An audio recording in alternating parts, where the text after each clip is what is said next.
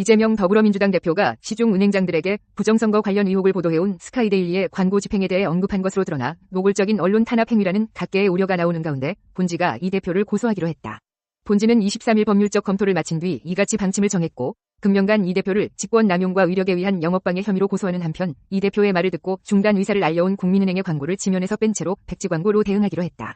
TV조선과 중앙일보 보도 등에 따르면 이 대표는 20일 서울 중구 명동은행연합회관에서 열린 민생경제회복을 위한 더불어민주당 은행권 현장 간담회 이후 은행장들과 가진 비공개 면담에서 스카이데일리의 이름을 콕 집어 은행권의 광고 지원을 거론했다.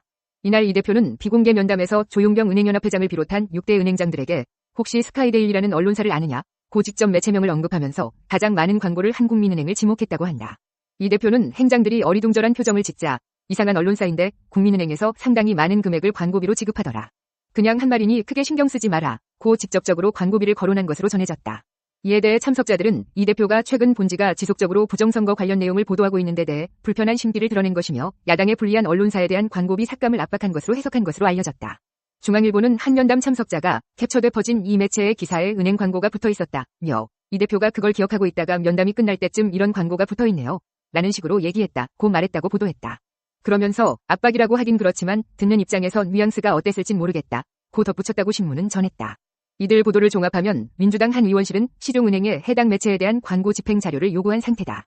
은행권 관계자는 의원실이 이날 금융감독원 시스템을 통해 특정 매체의 광고 집행 내역을 보낼 것을 요구했다며 다같이 자료를 보내지 말자는 분위기가 있는데 공동 대응할 수 있을지는 모르겠다. 고 했다.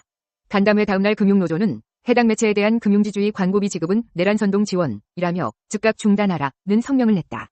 야당 대표의 광고주 압박은 언론의 생명인 비판 기능을 무력화하고 언론사 스스로 자기검열하도록 유도하려는 목적으로 받아들여진다는 점에서 공정언론의 재갈을 물리려 한다는 각계의 비난이 잇따르고 있다.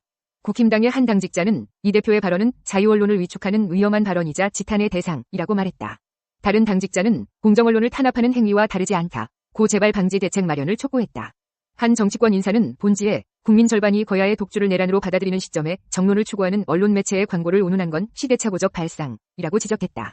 TV조선에 따르면 한 정치권 인사는 정당이 허위 보도 내용을 비판하고 법적 대응을 하는 건 당연하지만 당대표가 광고주에게 광고 문제를 직접 언급하는 건 언론 길들이기라는 오해를 받을 수 있다. 고 지적했다.